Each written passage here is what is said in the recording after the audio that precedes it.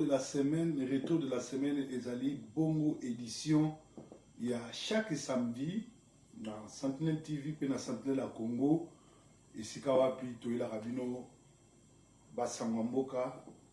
Et là on est alimentaki week-end mobimba banda lundi tilelo samedi na Congo na diaspora pe na mboka RDC. Lelo tozana moi sango mulayi na breaking news. Tozo banda botinelinga ba vidéo ebele sur refoulement ba Jimel bana 10 ans refoulé na France et ba outi botinelanga sur vidéo il y a réaction il y a ndeko Roger na ndeko Solange. Alors nazo banda émission lelo to journal à lelo na conseil pe to suka na basango Congo parce que bozali bongo informé que nanga na Kabila va passer na vitesse supérieure par le but de l'élection et kozala na 2019. Cela veut dire que ce ton dimi ango glissement salami balkanisation salami pe Kabila otiko longwa sur le pouvoir te ngongango yo congolais ne soit telema ngongango bana mboka tobima to sala histoire made in Congo parce que le monde balobaki l'histoire du Congo sera écrite par des Congolais. Na hymne national na biso avec debout congolais unis par le sort de l'indépendance. Donc nous devons vraiment nous lever et parce que longtemps nos dos ont été courbés. Voilà. Donc il faut tout conjuguer verbe oyo ya ko se soulever ou ils allaient article 64 ils a même pe na hymne national na biso. Alors avant to banda nazo benga na no Kinshasa nazo téléphone na ndako na évité héros soki baza kolala to baza kola muka 243 89 36 31 557 Maman to inani ndeko ya Roger na pese conseil na bandana et puis na suka na Roger bon moi na sa numéro à Kinshasa.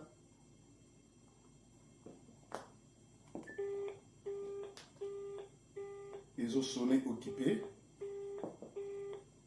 Les os sonnés occupés. Na bandelango sous 0 peut-être dans sa idée de 00243 89 36 31 557. Tout lancer. Kinshasa.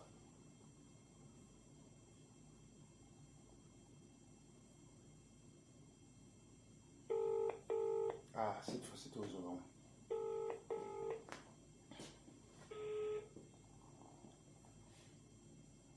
Allô?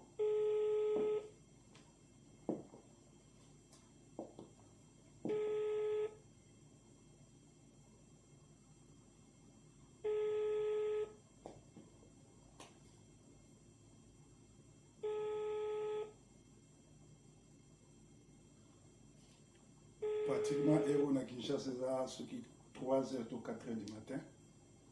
Le samedi, tout le monde de quoi les liens vivant à Poto Sunganga, Bobenganga, Naina PC conseil Moura Mouké, Oye Kusungaye pour avoir solution. Nzamba Sungaya Mbabiso, Naïko Salon online, tant on a en direct, pour battre belé bako kutana likambo ba ibandeni ko résoudre le problème.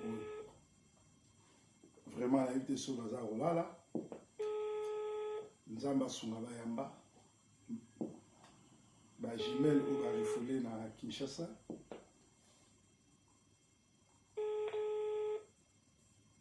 Mawa mingi. Nako na émission ya lobby na koluka kozwa Roger Tunasi bien Roger Oyo ya la voix du peuple. Félicitations à Moussalo Sali.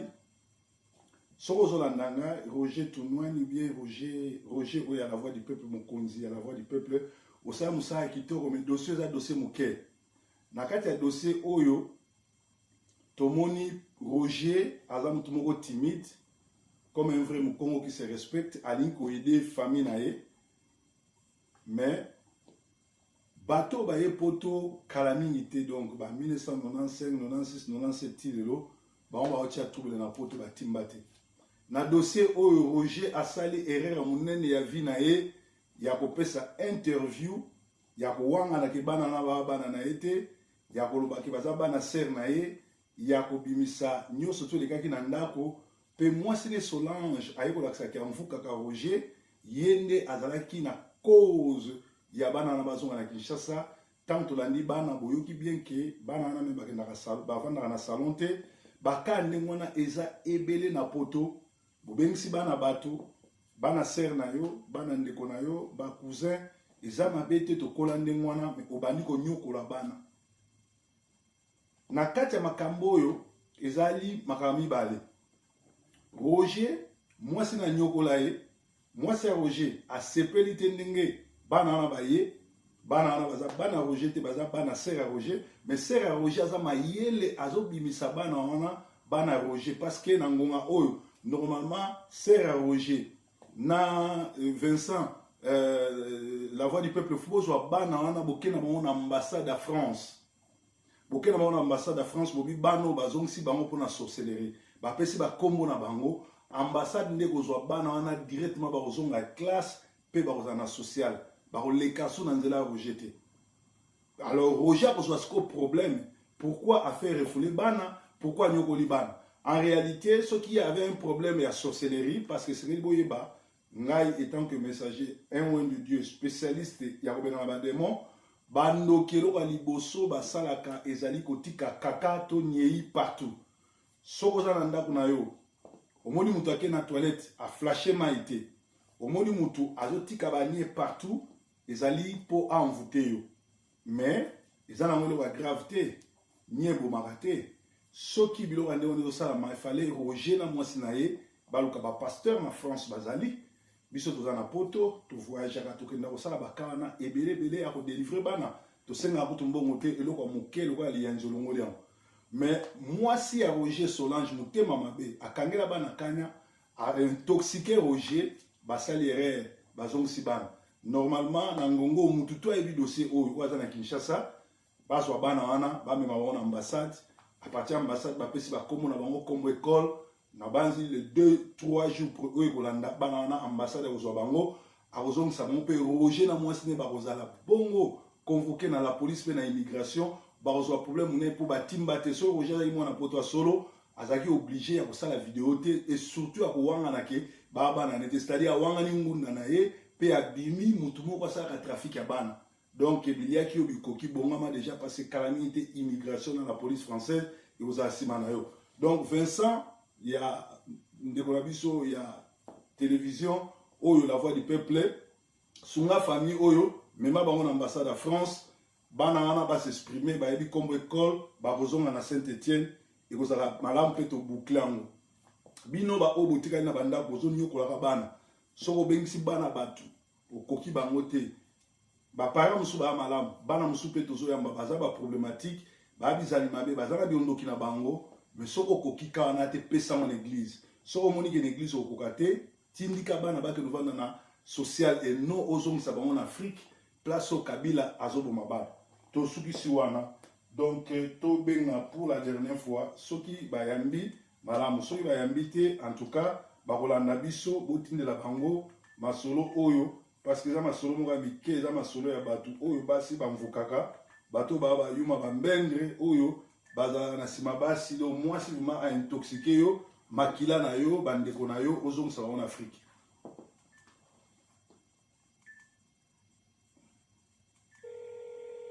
To meka susu soki oyamba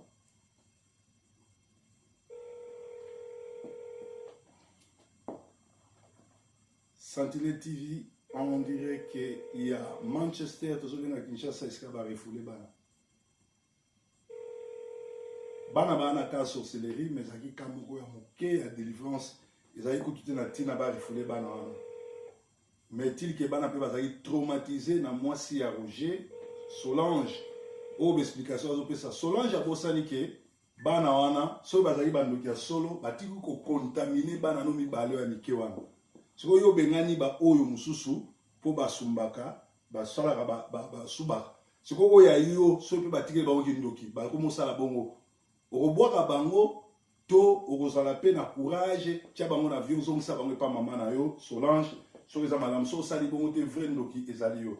Alors à Samoa Congo, on y nous les cas, bah il s'est que développement agricole, les Rwandais intéressés par les terres congolaises, le gouvernement du Rwanda avait acquérir des terres congolaises pour des projets agriculture et d'élevage. Bon, tina balingi Kabila alongwate parce que Kabila a pion na bango, Kabila zo pesa bango nyoso balingi parce que za mboka ni Rwanda, bon mona ke Rwanda police na ye, armée na ye ba komi moderniser na ba richesse ezouta na Congo. Donc biloko futo telemelango. Alors depuis Zakari Bababa se alekaki na parlement pour na déclarer qu'il faut Minako a déclaré guerre, donc le gouvernement a déclaré guerre na Rwanda, bah député bele bazo siéger du sous-souté, bah l'obiti Minako faut alonga parce que Minako nananga bazali bongo ba vrai ba collaborateur à Kabila oyo bazo aider Kabila na ba Rwandais pour ba botola mboka. Alors bah ici biso que Moïse Mbi, grand chanteur, pasteur, chanteur, magicien, PD, bisexuel. Donc, la preuve, c'est un PD, un bisexuel, Azara Mami Watanga Balarate, Azali Bongo Gege, Boye Biloko. Du sous na Basamwa Congo, Baïdi Biso Boye, Nazotanga, Oyo Batbatindelinga na information, Balobi Boye, appel au soulèvement populaire sur toute l'étendue de la République, de la République. Dans la République démocratique du Congo, mais de la République du Congo, Kinshasa, ou bien Congoland, parce que la démocratie est sous occupation. Aux organisateurs de la société civile, aux organisations de la société civile, à l'Église catholique romaine, l'Église du Christ au Congo, l'Église de Jésus-Christ sur la terre par le prophète Simon Kimbangu, aux autres institutions religieuses, rassemblements, l'opposition congolaise RASOP, aux partis politiques congolais de l'opposition, aux patriotes congolais de PPRD, aux organisations de diaspora congolaises, aux peuples libres et aux personnalités, aux étudiants et élèves, aux forces de l'ordre, policiers et militaires, aux patriotes des services de renseignement, au peuple congolais dans son ensemble et aux amis du Congo. C'est-à-dire que le 1er novembre 2017, tout Congolais dans la rue pour mettre fin au régime ignoble de M. Kabila, qui est un monsieur criminel rwandais qui a pris le pouvoir par force et qui a infiltré le Congo, il a bafoué notre constitution, il a massacré, il a tué, ce monsieur doit mourir. Donc voilà, lancé Nani, à soulèvement populaire, Nanini. Tout regretter, message, il y a Félix Tshisekedi, ils allaient incohérents, et puis ils allaient déjà vu, Nangonga Oyo, Nanga Nakabila va déclarer que l'élection est en 2019, ils ont discuté, organiser peuple, Bobi Malibanda, parce que na Togo, na Gabon, population, na opposition, na balabala, pour na Robenga na Kabila, so bosali yango, et aussi parce que Kabila, na niveau international, il a droit à tant mon côté à président parce que c'est un criminel. Et vous montrez bien que le 12 octobre, à la commission Mobimba, il y a sécurité, il y a sécurité, il y a la réunion sur le Congo, sur banquette Oyo, Bazali na Kinshasa, Oyo Bazomona. Alors, Ezali Mahamingi, Joseph Kabila décide de vendre la ville de Kolwezi.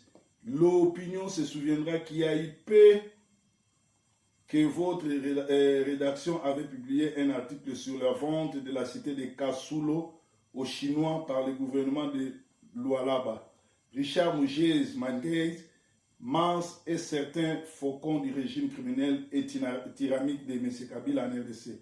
Une source autour du dernier petit dictateur et tyran que la RDC ait connu, qui a requis l'anonymat, a fait savoir à la rédaction de Katanga Post que le plan de vente de cette cité et de toute la ville de Kolwezi est la conception de M. Joseph Kabila, Hippolyte Kanambe. En effet, les Chinois avaient contacté le gouvernement du Lualaba afin de lui parvenir leur intention de prendre la cité de Kusolo. À l'occasion, ils lui ont dit que la ville de Kolosi était construite sur un carré minier très riche. Après avoir appris cela, Richard Mougege contactera son chef pour lui faire part de la nouvelle et celui-ci lui dira de patienter le temps pour lui de vérifier l'information en ce qui concerne toute la ville de Kolosi, mais quant à la cité de Kusolo, il avait ordonné que les ventes aient lieu. Pour voir clair, l'ami personnel de King Jong, Joseph Kabila contactera M. Moupande du cadastre minier en fait d'avoir la confirmation de ce qu'il venait d'apprendre sur la ville de Kolosi. Et ce dernier va confirmer l'information en disant que cette ville est sur un carré minier très riche. Après avoir appris cela, l'homme de Kingakat va dire à ses faucons qu'il compte vendre cette ville aux Chinois, Indiens et Indo-Pakistanais, car avec eux, il y a lieu de simuler les prix. Certains vont lui dire, mais chef, il y a des habitations et c'est la capitale de la province de Lualaba. D'un ton colérique, il va répondre en disant qu'il n'y a rien à foutre avec cette ville. Les habitants seront délogés dans les mêmes conditions que ceux de la cité de Kasulo, comme ceux de Kassai. Le peuple congolais, vous avez une aventure, et salama na tête à Congo, ville à Kolwezi, Bateki Ango, voilà Tina Oyo, Kabila Azolinga Koloma la pouvoir. Alors, tous toujours dans le Congo, na rétro de la semaine, Makamunini et l'équipe Mikolo Oyo. Na Makamu Oyo, l'équipe Mikolo Oyo, toujours dans le sous, ba député, ba boy na bango siéger, ba lobi Timina Kouaza complice à Rwandais à Kolonga. Félicitations pour na ba député. Tous sous na pétition Moko Oyo, ils ont un site Nabino, Bo Sinyango. C'est une pétition à la Maison Blanche et nous demandons votre signature et partagez votre contact. Nous avons besoin de 99 000 signatures pour que Kabila quitte le pouvoir. Tout ça, c'est un problème sur la communauté. Nous sommes sur Internet, nous sommes sur Facebook, mais ceux qui battent pétition pour signer Pamba, bat balingi angote, mais bolingi Kabila kendi. So Kabila bolinga kendi, ba signature Pamba ba pétition boko kate to bengana ndeni. Alors les Congolais, il faut y avoir eloko nini olingi. Tozali toujours na basangwa Congo, oyo to bengaka rétro de la semaine, eloko nini alimenta ki semaine na biso oyo ezali boye. Nous connaissons tout ce qui s'est passé en 1996. Vous condamnez les Rwandais, mais vous, vos frères congolais, je ne veux pas y revenir. Vous voyez, binomoko bandeko congolais, toujours condamné par Rwandais, mais nani oyo azo exécuté à la lettre ba volonté ba Rwandais, ils ont ba congolais. Et puis tokeba parce que batouana, tobenga bango ba collabo, tokozwa ka bango. Toujours tanga lisusu awa. Jeannette Kabila au Corée du Nord. Des sources sûres de la rédaction de Katanga Post a appris que l'honorable Jeannette Kabila, communément appelée Dada, normalement elle est la tante de Kabila, mais na jeune bango na film na bango a joué un rôle il y a l'ipasa Kabila parce que Jeannette na Kabila n'ont jamais été des jumeaux parce qu'ils ne sont pas frères et sœurs, mais c'est Jeannette est la sœur de la tante de Kabila parce que Jeannette est la sœur du papa de Kabila, les Rwandais Adrien. Alors, la grande sœur qui joue ce rôle, Jeannette s'est rendue au Corée du Nord chez l'ami personnel de son neveu Kabila, le petit dictateur et tyran du Congo, Joseph Kabila, dans une mission hautement secrète. Voyant que son règne va bientôt finir, et ne faisant plus confiance à ses faucons, qu'il considère comme responsables de tous les malheurs qui lui arrivent, suite à leurs mauvais conseils, l'homme de Kingakati a jugé bon confier la mission de trouver un lieu sûr pour son exil à sa tante qui joue le rôle de sa sœur jumelle, honorable Jeannette Kabila, et à son ami Dag Gadler. C'est ainsi que dans l'exécution de la mission, lui confiée par son frère l'honorable Jeannette Kabila, s'est rendu à Pyongyang, en Corée du Nord, l'endroit qu'ils ont de communs accords choisis pour leur exil. négocier les conditions de leur séjour après la chute imminente du régime de son frère. À son arrivée avec la jet privée de Dan Gadler, elle a été accueillie par l'entourage de Kim Jong et l'ami personnel du dictateur, et on les a montré une ville éloignée de la capitale du Corée. On a signé des papiers sur la modalité, combien ils vont payer comme taxe et tout et tout. Et dès que la dame de fer a quitté Pyongyang en route pour venir à Kinshasa, elle a eu un problème de carburant.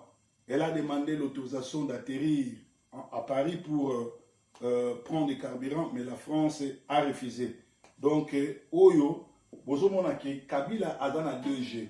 De l'autre côté, ayebi que akoki ko se représenter sous cette constitution so pexaya se représenter azon kasala glissement na passage en force, mais de l'autre côté azon négocier exil nae. Donc peuple congolais article 64 et je savais so groupe y avait individu ou un individu a négocié au pouvoir na makasi c'est que totel melay. Kabila azo se préparer déjà pour qu'il ne place oyo yé ako se régime à sala exil nae. Donc, makambo surtout nanga azo sala azo mekabiso atala soke golegate congolais lumumba lobaki que l'histoire ya ba congolais to komango na Congo mindele te ba to komela biso ba américain te ba to komela biso oni te mto komela biso be yo congolais yo na ngande to komango yango na ngonga oyo esengeli to sangana lokola moto moko to tikana ba distraction to tikana ko fingana to tikana ko tongana Tobunda pour récupérer Mboka. Peut aussi na opposition à Congo. Tshisekedi na rassemblement na ba G7.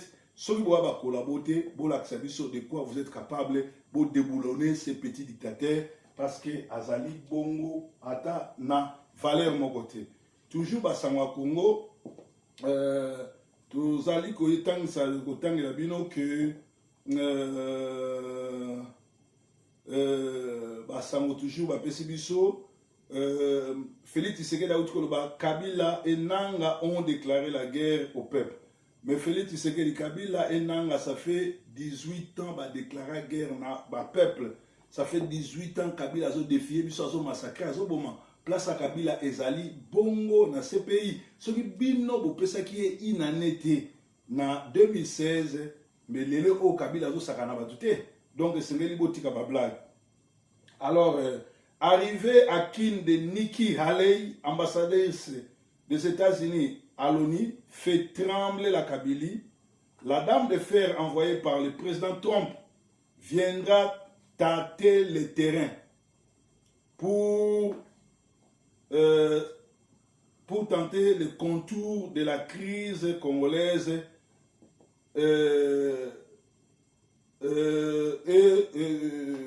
De tout ce que Kabila est en train de faire pour rester au pouvoir. Normalement, le 21 octobre, Nikki Haley arrive avec une mission précise, réunir tous les éléments nécessaires pour arrêter les criminels rwandais. Kabila, sans doute, les États-Unis ne vont pas tomber aussi facilement dans les panneaux de PPRD. Autant il se prépare un glissement pour repousser le plus loin possible les élections, autant la pression internationale se présente comme une épée de Damoclès suspendue sur la tête de Kabila. L'arrivée de Nikki Haley crée la panique au sein de la Kabylie. Kabila prépare le décor pour une éventuelle échappatoire. Donc, Nangonga Oyo, Kabila bazo tremble pour arriver à Nikki Haley ou azali ambassadrice des États-Unis na ONU. Azoa pour se rendre compte na aventure nous surtout Kabila azo sala parce que baza fullement informé na makamno sko azo sala et tombé bien que babimisi déjà calendrier pour na bango bani l'élection qui est en 2019. Donc il y a azoya pour ça contour à mon ba preuve il y a ba crime nyon surtout bango basali et aux malam. Pour appeler sa tombe, base de décision, de finir na Kabila. Kabila dans l'œil des cyclones navigue à contre-courant. La Russie et la Chine lui demandent des explications sur leur mort. Poutine prévient Kabila contre les foudres probables des États-Unis au courant du mois d'octobre. L'alliance mobutiste et collabore au secours de Kabila. Nzapa Kengo en mission de recrutement des jeunes Ngwandi pour semer l'insécurité au nom de Ngwanda. Après son discours insipide au siège de l'ONU devant les bancs vides, Kabila ainsi que ses lèches-bottes ont compris qu'il était désormais dans les collimateurs des décideurs occidentaux. Ces mêmes faiseurs des rois qui l'ont fabriqué en Nilo en 2001 pour faire de lui les raïs de certains Congolais qui lui font des courbettes. Aujourd'hui, et depuis New York, l'imposteur multiple des stratégies et tente de naviguer à contre-courant pour conjurer les sorts et infléchir les cours de l'histoire. En vain, tout ce qu'il prétend, tout ce qu'il entreprend désormais échoue et se tourne contre lui. C'est le signe du temps, même ses alliés, le plus stratégique, commencent à souffler le chaud et le froid à la fois. La Russie et la Chine demandent des explications à Kabila sur leurs hommes morts en RDC quelques heures seulement après le crash de l'Antonov russe. Aux environs de Nsele, l'ambassadeur de Russie a demandé à être reçu d'urgence par Kabila pour un important message de son président. Le diplomate russe fut conduit le même samedi 30 septembre auprès de Kabila par le général Olenga. En compagnie de deux autres ambassadeurs de la Chine et de la Corée du Nord, l'ambassadeur de Russie a transmis le message du président Poutine qui demande des explications sur la mort de 3 pilotes ukrainiens et 2 Russes à bord de l'Antonov qui vient de s'écrouler en Syrie. Kremlin exige des explications parce que cet avion était échoué au sol avec interdiction formelle de voler, car sa mémoire centrale avait un sérieux problème. On attendait que Moscou envoie une nouvelle mémoire avant d'autoriser l'avion à prendre du service. Dès lors, Kremlin voulait connaître l'autorité qui a obligé les pilotes à voler avec l'avion dans cet état. Poltron Kabila a répondu à l'ambassadeur qu'il a ordonné une enquête à ce sujet pour connaître la personne qui a fait voyager cet avion. Alors qu'en vérité, après avoir fait charger des chars de combat et plusieurs tonnes de roquettes et de munitions, Kabila a balayé de la main les explications des experts de l'état de l'avion et ordonne que l'Antonov aille déposer des matériels de guerre à Uvira avant 10 heures. Mais lui en a pris l'avion et est tombé quelques minutes seulement après le décollage, tuant tout son équipage russe, ukrainien et les Congolais. De son côté, l'ambassadeur de Chine a transmis les préoccupations de son président qui souhaite obtenir des explications sur la disparition de 15 instructeurs militaires chinois morts à Kamina dans les Katanga. Là aussi, Kabila a repris la même chanson, prétendant qu'il attendait le résultat d'une enquête qu'il aurait diligentée. Poutine prévient cependant Kabila contre une probable foudre des États-Unis en octobre. Après cette atmosphère tendue, l'ambassadeur russe a tenu cependant à transmettre à Kabila les messages du président Poutine, les prévenant d'une action foudroyante de Washington au courant du mois d'octobre pour renverser son régime et ou l'éliminer. Au nom de leurs pays respectifs, les 3 ambassadeurs de Russie, de Chine et de Corée du Nord ont exhorté Kanambe à déployer tous les moyens pour trouver une solution politique et pacifique à la crise. Ceci est dans le but de préserver sa propre vie d'abord et la paix en RDC. Comme on le voit, même ses alliés les plus inconditionnels commencent à souffler le chaud et le froid, car ils sont tous convaincus que le schéma de l'occupation défendu bec et ongle dehors par Kabila sous l'égide de Paul Kagame va bientôt buter contre le mur. C'est un schéma sans issue et suicidaire pour ses adeptes. Seuls les collabos congolais aveuglés par la part du gain et du luxe sont incapables de voir cette impasse et de s'arrêter un moment. Le temps de libérer le Congo vient d'arriver. que tous les Congolais s'unissent et que tous les combattants soient ensemble et que les gens comme les syndicats d'Okolo, tous ceux qui ont l'Angola derrière eux se mettent en marche pour s'exécuter, pour chasser Kabila. Basango ya Angleterre, na ba o bazaka na Angleterre, bomoni dégâts de Guardian, ezali moko ya ba revue ya munene, to ya ba journaux ya importance ya Angleterre, et bimisi basango que prison ya Angleterre etondi na bato batekaka drogue, na bato ya ba crime, alors bazo décider bato non surtout oyo bakanga bango pona ba crime majeur, c'est-à-dire osombaki voiture volée, ofrodaki na bis okenda kobeta kula basheke oyo ya mike mike biloko ya mike mike bapesaki yo de à une année bango nyonso tu bakosalaka ba 6 mois na boloko bakobima, c'est-à-dire bandeko na biso bana na biso baninga na biso oyo peut-être bakangaki bango oyo bazalaki na boloko oyo bazwaki moins ya 2 ans calamité dans 6 mois bozala kimia bakobima, mais laxité ke ntango badimi bazongela so mpo soki bazongi tur oyo baoke libela. Tokomi na suka tozali bongo na note ya publicité. Alors bande ko ebele bazali kotinda ba colis, bazali kotinda mituka, bazotinda ba conteneur, bakutani na bandoki oyo basala ba conteneur po yo ekomate, po yo échouer, po ba bloquer yo. Pesa na bamisu basala ba conteneur, ye komi conteneur komi na Kinshasa ye moko bani ko yiba biloko eza na carton. Alors ndeko o na kombo ya Branco Logistique ayoki kolela bana Manchester, bana Leeds, bana Liverpool, bana Birmingham, bana Londres, bana partout en Angleterre, Glasgow, pe Irlande, na Cardiff, asali agence a monene na Manchester, ya komema ba carton, ya komema biloko.